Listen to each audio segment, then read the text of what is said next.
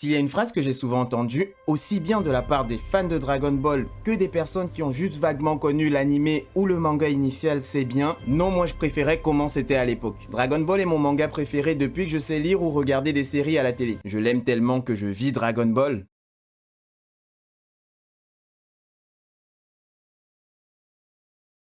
Je bois Dragon Ball. Je sens Dragon Ball.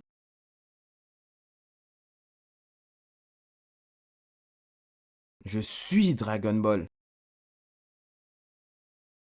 Oui, je suis cringe. Mais force est de constater que depuis à peu près 2015, je ressens ce qu'une grande partie de la communauté Dragon Ball ressent. Beaucoup de tristesse et de déception. La hype à l'arrivée de l'anime Dragon Ball Super, puis la déception. La hype du manga, puis la déception. Les audiences ont baissé et même au sein de la communauté, ça se déchire. Alors, pourquoi ça se divise autant? On va voir ça ensemble en 10 points qui, selon moi, ont conduit Dragon Ball où il est aujourd'hui. Yo les spécialistes, aujourd'hui on va parler sérieusement, alors n'hésite pas après la vidéo à me dire ce que tu en penses en commentaire et n'oublie pas également de t'abonner. Dragon Ball a été créé dans les années 80 et a été publié jusqu'à la deuxième moitié des années 90. Il faut comprendre qu'à cette époque, la vision du monde prônée par les œuvres littéraires, que ce soit dans le cinéma, les séries ou même les mangas, qui ont beaucoup été influencés par la culture américaine, était assez manichéenne. C'est notamment dû au contexte social du libéralisme de l'Ouest face au communisme de l'Est. Même si une seconde lecture était pour la plupart du temps possible, les œuvres qui avaient le plus de succès à cette époque avaient souvent une façade simpliste du genre la lutte du bien contre le mal. Des films comme Rambo, Top Gun ou de nombreux films de Jackie Chan peuvent être pris pour exemple. Et la tendance des films d'action de ces années-là était également ce qu'on a appelé le muscle power, mis en avant par des acteurs comme Jean-Claude Van Damme, Schwarzenegger, Chuck Norris, etc. C'est pour ça qu'aujourd'hui on a toujours cet a priori que Dragon Ball c'est juste des méchants et des gentils avec des gros muscles qui passent leur temps à se battre. Il s'agit juste de ce qui se faisait à l'époque et qui marchait. Donc la première lecture de Dragon Ball s'inscrit parfaitement dans ce contexte. Même si je pense personnellement que des messages plus nuancés se cachent derrière cette œuvre et que les meilleures années du cinéma sont issues également de cette époque-là, avec des réalisateurs comme Martin Scorsese, Quentin Tarantino, Spielberg ou encore Cameron. Le problème est qu'avec l'évolution de la société d'aujourd'hui, on a appris à accepter que tout ce que la mérite prône n'est pas forcément vérité absolue et que le monde est beaucoup plus nuancé que le mal absolu contre le bien absolu. Les œuvres des années 2010-2020 l'ont pour la plupart complètement intégré et tentent de nous apporter des visions beaucoup plus complexes qui nous poussent à la réflexion au-delà du simple divertissement. Dans l'univers du manga, on peut par exemple citer des œuvres comme Death Note, My Hero Academia ou encore Shingeki no Kyojin. Et au cinéma, on a vu par exemple l'avènement de nouveaux méchants et des antagonistes comme Thanos, le Joker revisité par Todd Phillips et Scott Silver ou le Spider-Man 2099 dans Spider-Man Across the Spider-Verse. Les showrunners donnent des motivations admissibles aux antagonistes tout en donnant des intentions parfois questionnables aux protagonistes que l'on suit. Pour moi, les scénaristes de Dragon Ball l'ont compris, mais ont encore du mal à emboîter le pas avec succès. Ça a été tenté dans Dragon Ball Super par exemple avec Zamasu, mais l'idée pourtant bien sentie au départ n'a pas pu être transformée par la suite. La plupart des gens qui ont regardé DBS te diront que cet arc était notamment leur préféré, mais non seulement certains te diront que la fin n'était pas à la hauteur, et surtout que cette idée n'a pas perduré par la suite dans Dragon Ball Super. En effet, une tentative de rendre Broly plus profond l'a transformé en complice de nos héros, et la réécriture du peuple Saiyan n'est pas allée plus loin qu'un Bardock qui est proche de sa famille. La tentative de virage, pourtant pleine de bonnes intentions, n'a pas été conclue quand on fait la comparaison avec les autres œuvres de la même époque. Surtout qu'elle n'était même pas nécessaire à mon sens. Ils auraient très bien pu rester sur la formule des années 90 qui fonctionnait très bien et la magnifier pour le public d'aujourd'hui, sans forcément avoir besoin de chercher à charmer les standards d'aujourd'hui. Des films comme Top Gun Maverick l'ont très bien fait et ont très bien fonctionné, sans oublier qu'aujourd'hui on peut très bien revoir des films des années 90 et les apprécier pour ce qu'ils sont. Alors, les influenceurs ont toujours existé à travers la presse critique de cinéma. Mais la différence fondamentale qui existe aujourd'hui réside dans l'accessibilité des médias et de l'information. Quand on était petit, lorsqu'on se tapait un épisode entier de DBZ où Goku et Piccolo vont passer le permis pendant qu'on attend avec hâte le combat contre Cell, on n'avait pas la possibilité de prendre notre téléphone et tomber sur des youtubeurs beaucoup plus âgés avec un sens critique plus développé pour nous dire que c'est nul car c'est juste un épisode de remplissage créé par les studios d'animation lorsque l'anime a rattrapé le manga en rythme de de publication. C'est important d'avoir de la critique, attention, je ne dis pas le contraire, mais l'accessibilité facilitée d'aujourd'hui fait qu'on est plus souvent influencé par des leaders d'opinion qui eux vont parfois trop peu partager les émotions qu'ils ont ressenties en regardant l'épisode, positives ou négatives, mais plutôt essayer de trop rationaliser ce qu'ils ont vu. Sauf que le petit moi qui regardait des épisodes de Garlic Jr., des traductions approximatives du Club Dorothée, ou Goku qui passe le permis en attendant la fin du monde, avait juste envie de se retrouver dans la cour de récré le lendemain avec ses amis et délirer sur ce qu'il avait vu les étoiles plein les yeux. Tant que c'était Dragon Ball, il n'y avait pas d'intérêt pour la presse spécialisée. La première fois que j'ai ressenti le besoin de critiquer et d'analyser pour ma part, c'était à l'arrivée de Dragon Ball GT, sous l'influence de mon grand frère qui lui était déjà en âge de suivre ces médias spécialisés et d'avoir un esprit critique pour me rabâcher que c'était de la merde. Ce point-là, associé au premier générationnel dont je parlais tout à l'heure, m'emmène à dire que les plus jeunes n'ont plus le même regard sur les œuvres qu'ils consomment. Aujourd'hui, le gamin de 12 ans qui regarde Dragon Ball ne le regarde pas comme un gamin de 12 ans, mais comme un critique de cinéma qui cherche les points qui ne fonctionnent pas, probablement influencé par son youtubeur préféré. D'un côté, c'est très bien d'avoir un esprit critique, mais de l'autre, je pense que les gamins ne s'émerveillent plus devant ce qu'on leur propose et jugent beaucoup aussi sous l'influence consciente ou non d'un adulte qui intrinsèquement n'a pas la même vision. Surtout si c'est son métier d'ailleurs. Le ciblage. Dragon Ball est un shonen neketsu. Oui, abonne-toi, commente, like, partage. Alors oui, ça peut faire ricaner dit comme ça, mais c'est un grand souci de positionnement aujourd'hui pour la licence. Je rappelle à ceux au fond de la classe qui n'ont pas tout suivi, le shonen n'est pas du tout un genre littéraire. Il s'agit d'un ciblage marketing. Quand on parle de genre littéraire, ça peut être notamment le roman, le théâtre, la poésie, la nouvelle, le conte et même le manga. Ensuite, on peut parler de sous-genres comme la tragédie, le drame, la science-fiction, l'enquête criminelle, la comédie romantique ou le fantastique. Par abus de langage, on a associé le shonen à un genre littéraire, car on s'est basé sur le shonen neketsu qui lui est un genre de shonen qui a une construction bien particulière, reconnaissable, mais faite justement pour atteindre un certain public, celui des jeunes garçons adolescents. Shonen d'ailleurs, si tu ne le savais pas, ça veut dire jeune garçon. Et c'est là que réside le problème. Quand nous, enfants de la génération Y et une partie de la génération X, avons découvert Dragon Ball, nous étions totalement dans la cible. Nous étions soit gamins, adolescents ou très jeunes adultes, donc ce manga était façonné pour nous. Aujourd'hui, après toutes ces années, et je me base sur les statistiques de ma chaîne pour l'affirmer, je peux me tromper, mais les principaux spectateurs de Dragon Ball sont des personnes entre la vingtaine et la quarantaine. Ce ne sont donc pas des shonen. D'une part, c'est très fort, car ça prouve à quel point la licence a su fédérer et perdurer dans le temps, en rassemblant encore autant de gens nostalgiques aujourd'hui. Mais d'autre part, c'est un boulet que se traînent les ayants droit, car pour perdurer dans le temps, ils ont tout intérêt à essayer de charmer les nouvelles générations en leur proposant quelque chose d'accessible pour eux. Mais comme je vous l'ai déjà évoqué plus tôt, il y a une transition générationnelle qui n'a pas su s'opérer à travers les mœurs, les influenceurs et les critères de qualité intrinsèques que la nouvelle génération utilise pour juger une œuvre. Donc cette licence se retrouve à jouer les funambules en essayant d'écrire quelque chose pour charmer les enfants qui ne sont pas forcément intéressés, tout en étant suivis par des vieux nostalgiques qui sont tout simplement frustrés de ne pas y retrouver les sensations qu'ils ont ressenties d'antan et avec lesquelles ils ont grandi. Ça aurait peut-être été plus bénéfique pour la licence d'entrer dans la catégorie seinen qui elle vise un public un peu plus averti et donc aborde souvent des thèmes plus sérieux ou des thèmes légers mais avec une approche différente.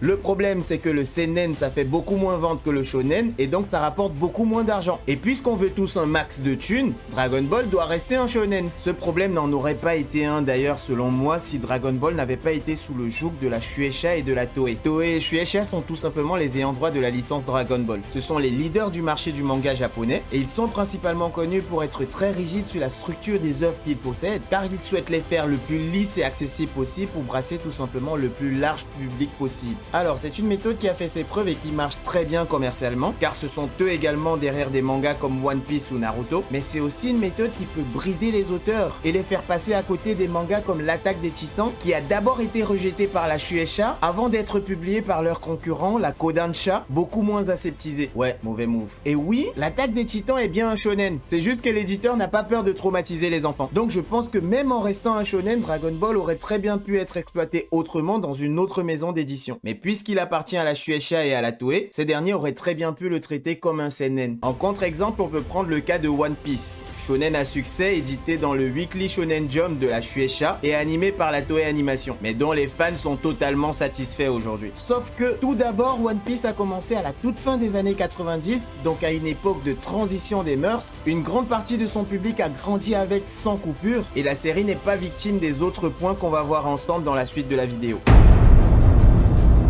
Dragon Ball s'est terminé en 1996. Puis il y a eu Dragon Ball GT un mois plus tard, mais qui a été très vite annulé. Et après ça, on n'a plus de nouvelles productions animées importantes, jusqu'à cette OAV de 2008 qui heureusement n'a pas été vue par beaucoup de monde. Et c'est uniquement à partir de 2013 que la hype est revenue, d'abord avec le film Battle of God, et en 2015 avec le film Fukatsu no F, qui ont introduit par la même occasion l'anime Dragon Ball Super. Ce que je veux dire, c'est qu'après de très longues années de disette, de très bons jeux vidéo et des films pour le moins questionnable, qu'on a revu Dragon Ball. On avait donc d'un côté un très bon souvenir de l'œuvre pour ceux qui la connaissaient déjà, et les plus jeunes qui ne la connaissaient pas étaient hypés par l'enthousiasme de leurs aînés. Le gage de qualité était là, et le retour était explosif. Malheureusement, cette hype et ce gage de qualité n'ont pas été transformés avec le début de Dragon Ball Super qui était globalement très en dessous des attentes, et surtout, qui n'était clairement pas à la hauteur de ce qui se faisait en face par la concurrence. La série a tenté de s'améliorer avec le temps, mais le mal était déjà fait. Et puis globalement, elle était pas folle. Frustrante pour les anciens, décevante pour les jeunes qui avaient des attentes élevées. Même si beaucoup de gens ont apprécié cette série après coup, les audiences ont fatalement chuté pour la série animée comme pour le manga qui actuellement est en pause indéterminée. Donc, après son retour explosif, Dragon Ball n'a donc pas su capitaliser sur les regards braqués sur lui et s'est fait une mauvaise publicité qui a lassé pas mal de gens et créé des haters pour les non-fans les plus engagés. Dans mon entourage par exemple, j'ai de nombreux amis qui aiment Dragon Ball, mais qui soit n'ont pas voulu regarder DBS suite aux premières critiques, soit ont commencé mais n'ont pas terminé l'animé, encore moins le manga, mais surtout qui ont juste décidé de ne pas regarder Dragon Ball Daima parce que pour eux Dragon Ball n'est plus gage de qualité, donc ils préfèrent donner leur temps de cerveau à autre chose. Cette difficulté à convertir les simples visiteurs en abonnés récurrents se précise également sur la série Dragon Ball Daima. Abonne-toi d'ailleurs. Vous n'avez qu'à regarder les audiences des reviews de vos youtubeurs préférés sur le premier épisode de Dragon Ball Daima, puis la moyenne des reviews suivantes. Pour exemple, je vais te prendre la chaîne du chef Otaku qui a la plus grosse chaîne YouTube manga francophone. Sa review du tout premier épisode a fait plus de 220 000 vues, tandis que ses reviews actuelles peinent à atteindre les 100 000 vues. C'est pas parce que son travail est moins qualitatif, mais tout simplement parce que les curieux qui ont suivi le premier épisode ou ont juste regardé son avis pour savoir s'ils devaient regarder la série ou pas, ont décidé de ne plus voir Daima et donc n'ont plus d'intérêt à regarder ses reviews. Cette division se ressent d'autant plus que parmi ceux qui regardent, il existe une partie qui aime comme une partie qui n'aime pas, mais surtout des extrémités avec une partie qui regarde uniquement pour sa beauté et une autre toujours dithyrambique peu importe ce qui leur sera proposé. La délégation. Depuis la fin des 42 tomes de Dragon Ball, les productions qu'on a eues n'ont pas été faites par la main de Toriyama. Alors, assois-toi avant de t'énerver, je vais t'expliquer. Je sais que Toriyama a participé au titre de Dragon Ball GT, il a même fait les premiers designs des personnages lui-même. Oui, ça aussi c'est lui, sans doute un fan de Freddie Mercury. Je sais également qu'il aurait été à l'initiative de Dragon Ball Super via Battle of God, suite à un film dont il ne faut pas prononcer le nom qui l'aurait énervé. Il donne des directives à Monsieur Toyotaro pour le manga, etc. Mais sache que personne n'est à 100% dans le cerveau de Monsieur Toriyama. Et comme il y a une très grande différence entre reprendre un manga page par page pour en faire une version animée avec des longueurs adaptées et prendre un script écrit avec les principales lignes de dialogue et péripéties pour en faire un animé original. Pour vous dire, même moi quand j'écris mes vidéos, des fois lors du tournage, je me dis que je peux modifier, retirer ou ajouter certaines choses. Ou pire, des fois j'ai du mal à retrouver l'émotion que je voulais transmettre au moment de l'écriture si j'ai laissé le script un peu trop longtemps. Alors imagine que je donne juste mon script à un acteur et à un monteur pour qu'il fasse ma vidéo, il y a peu de chances que ce qui en ressorte soit exactement ce que j'avais imaginé moi en l'écrivant. Ça peut être mieux, ça peut être moins bien. Le problème avec Dragon Ball aujourd'hui, c'est que même si on insiste sur l'implication de Toriyama sur toutes les productions récentes, il y a peu de chances que le résultat soit tout à fait ce qu'il avait en tête lui. Encore plus sur des séries animées comme Dragon Ball Super ou Dragon Ball Daima, qui elles ont besoin par épisode de beaucoup plus de détails qu'un film d'1h30. Les scripts ne sont tout simplement pas substituables à un manga. Ce problème est souvent réglé par le fruit de la collaboration entre l'auteur, un scénariste et un réalisateur. L'ennui, c'est que cela ne marche pas pour la Toei Animation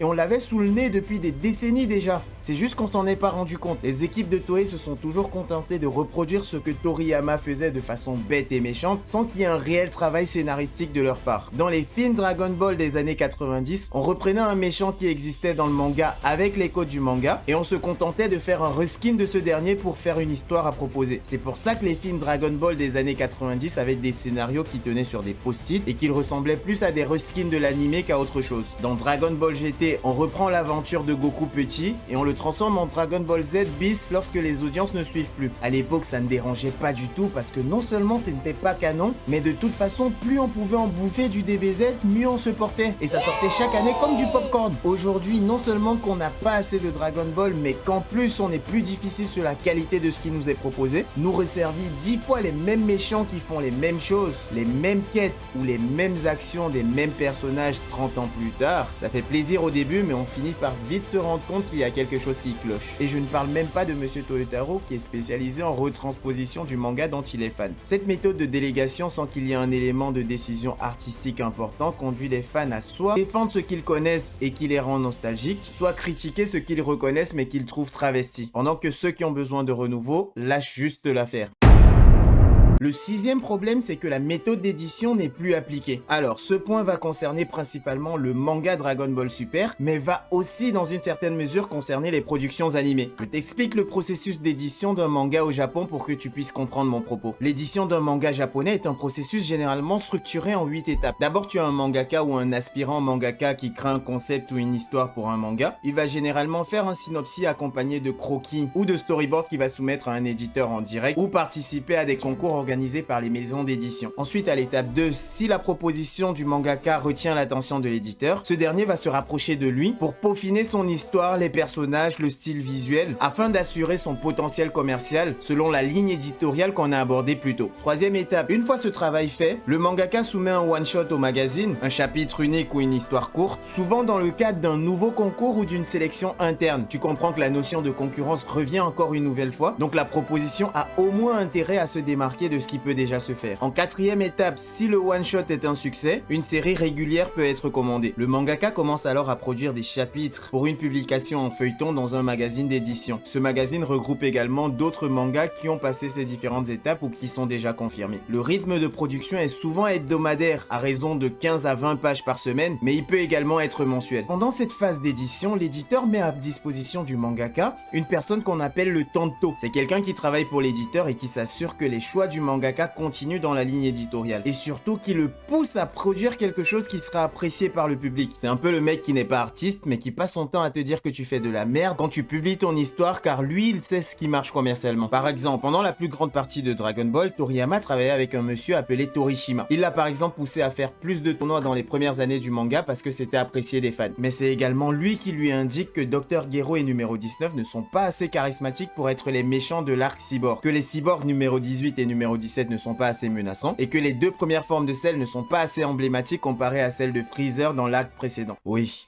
Il a beaucoup travaillé pendant l'arc des cyborgs. Maintenant, tu pourrais te dire, oui, mon manga est publié, j'ai un éditeur, à moi le succès et le pognon. Mais c'est là que la cinquième phase entre en compte. Les chapitres publiés dans les magazines sont évalués grâce à des sondages qui dépendent du public. Si un manga ne rencontre pas le succès attendu, il peut être annulé rapidement. Donc chaque semaine, le mangaka est soumis au retour des lecteurs qui le poussent à se surpasser pour que son histoire soit maintenue. Encore une fois, la concurrence. Étape 6 de tout ça. Si le manga est populaire et qu'il y a assez de chapitres, ceux-ci sont compilés en volumes reliés appelés tankobon pour une vente en librairie. Ce sont les fameux tomes. Figure-toi que le mangaka peut même effectuer des petites retouches ou modifications avant la publication de ces volumes. Étape 7. Une fois que tes tomes se vendent tout seuls, ce qui veut dire que les gens sont prêts à les acheter eux, car c'est ton œuvre qu'ils aiment et non pas un magazine d'édition qui regroupe plusieurs mangas, ton potentiel se confirme et tu peux donc avoir droit à des adaptations et des produits dérivés. Les mangas à succès peuvent être adaptés en animé, films, jeux vidéo ou encore donner lieu à des produits dérivés tels que des figurines ou des vêtements. Cette étape est gérée par l'éditeur et des partenaires externes comme Toei Animation ou Bandai Namco pour le cas de Dragon Ball. Tu dois comprendre que l'adaptation animée est surtout considérée par l'éditeur comme un produit d'appel pour ton manga qui le fera mieux connaître et potentiellement booster ses ventes. Et enfin, on a la 8e étape. Au bout de tout ce périple, on aura la fin ou la prolongation de la série. Une série se termine généralement lorsque l'histoire principale est bouclée ou si la popularité diminue. Donc certains mangas peuvent durer des décennies comme One Piece ou Détective Conan, tandis que d'autres peuvent avoir une durée de vie plus courte et les auteurs auteurs se voient même parfois obligés de bâcler la fin s'ils ne se font pas stopper en plein milieu. Ce système repose sur une interaction constante entre les mangaka, leurs éditeurs et les lecteurs pour garantir le succès des œuvres. Tu comprends donc que les mangaka sont toujours poussés au bout de leur retranchement pour produire une histoire qui intéresse. On ne va pas questionner la qualité d'une œuvre d'art en fonction de son succès commercial, mais il faut que tu comprennes que pour les ayants droit, ce qui est bien, c'est ce qui fonctionne commercialement. Et vu que c'est le public qui vote en redemandant ou pas, on dirait ici qu'un art qui est bien, c'est un art que le public veut consommer. Cette vision est bien différente en Europe, mais les mangaka japonais l'ont bien intégré, mais pour eux, ils ne font pas de l'art, mais des produits de consommation. Le problème avec Dragon Ball ici, c'est que la licence a pris une ampleur tellement importante qu'elle bénéficie d'une carte passe sur quasiment chacune de ses étapes. Toyotaro, par exemple, n'a pas eu à faire face à la plupart de ses épreuves et a directement bénéficié d'un animé promotionnel sur lequel il n'a pas travaillé car les fondations ont déjà été posées par l'œuvre de base. Donc côté challenge et créativité, il ne subit pas les mêmes pressions qu'un mangaka ordinaire qui n'a pas les mêmes avantages que lui et doit donc être obligé de produire un contenu de qualité. Il n'est d'ailleurs pas publié dans le magazine principal de la Shueisha, le Weekly Shonen Jump, où était publié Dragon Ball initialement, car beaucoup plus concurrentiel et avec un rythme infernal. Et de l'autre côté, côté éditeur, la maison ne ressent pas le besoin de se mettre une pression créative car ça marche commercialement. On a beau critiquer, se plaindre ou pointer quelconque incohérence, les produits dérivés se vendent. Donc les gens, mécontents ou non, continuent à acheter du Dragon Ball, qui d'ailleurs en termes de production dérivée représente près de la moitié des revenus des ayants droit. Donc le manga One Piece aura beau très bien se vendre, être cohérent dans son univers et plaire à ses fans, Masashi Kishimoto peut se voir annuler son manga après Naruto car il ne fonctionne pas. Dragon Ball sera toujours publié et conservé car la licence rapporte beaucoup trop d'argent pour être invisibilisée. Elle n'a pas l'obligation de se renouveler car elle fonctionne toujours aussi bien après un énième retour de Freezer, un Cell en 3D qui a perdu la parole ou un Goku adulte qui ne se souvient plus de l'intérêt de la méditation dans les arts martiaux. Les belles histoires c'est bien, mais le pognon c'est mieux.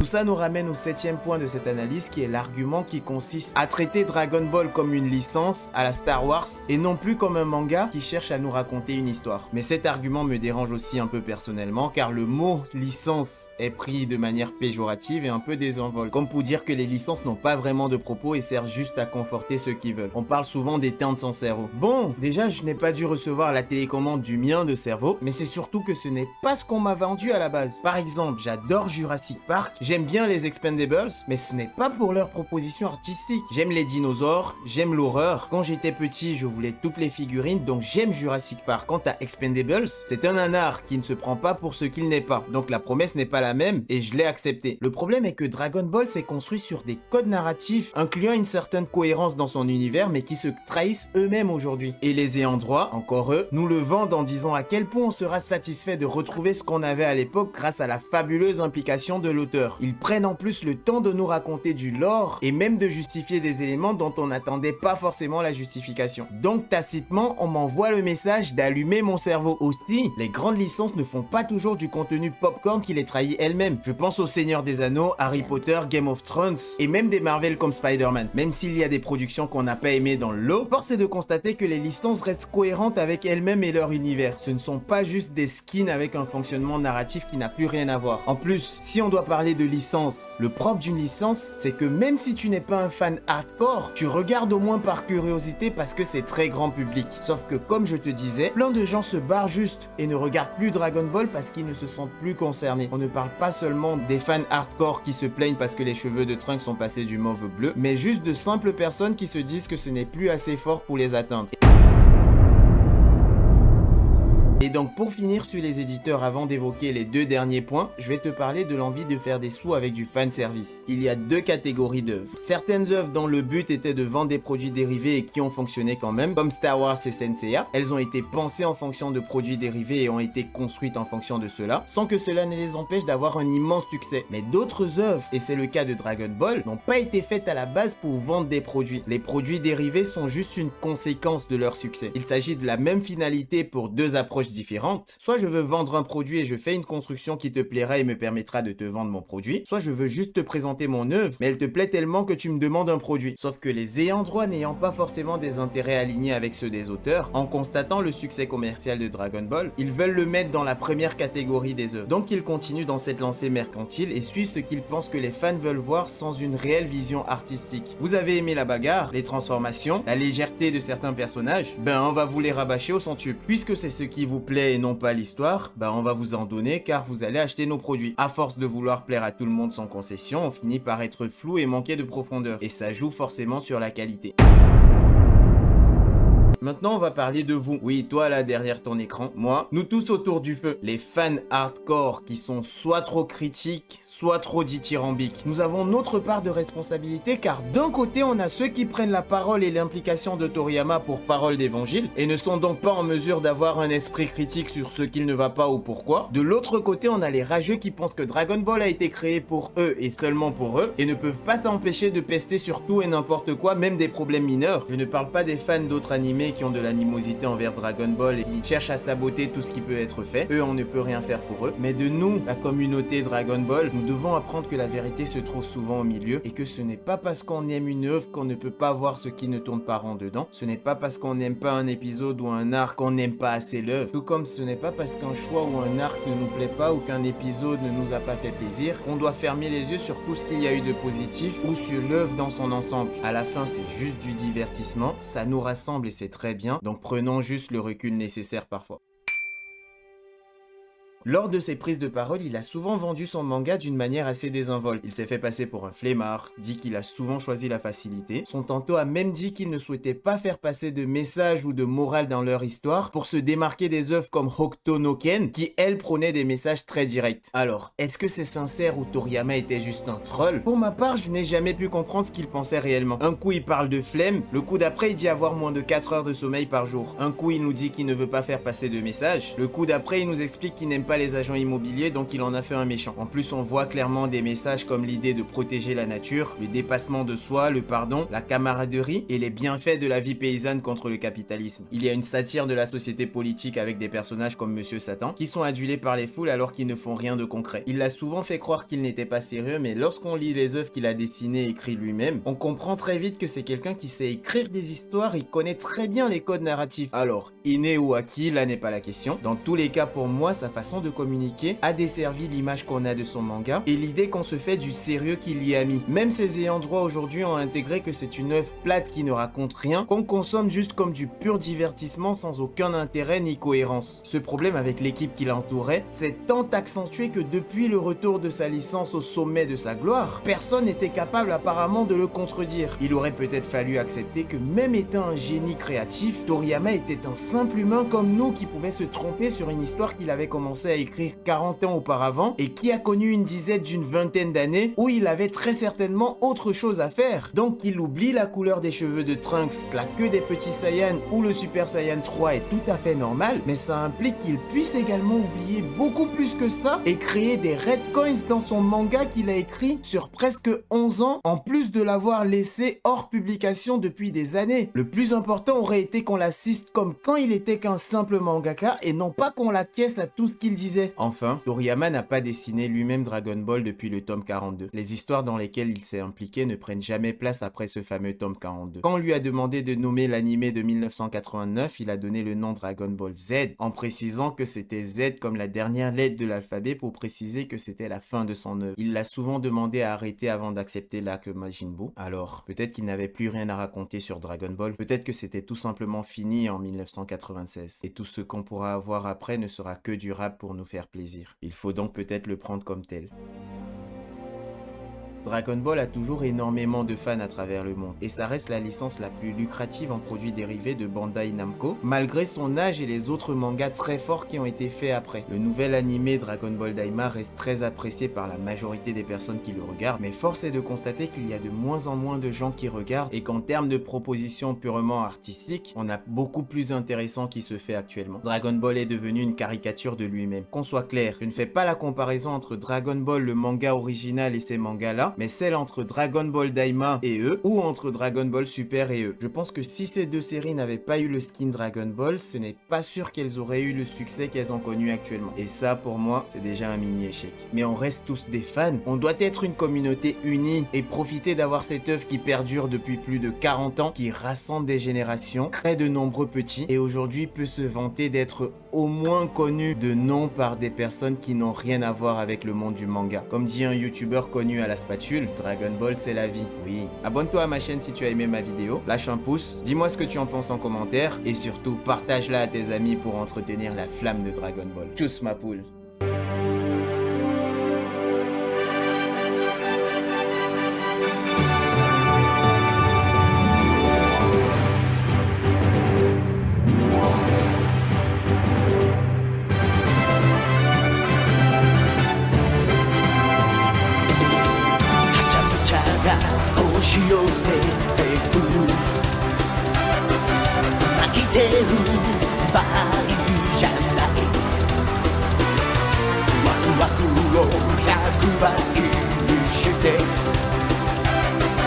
パーティーの主役になろう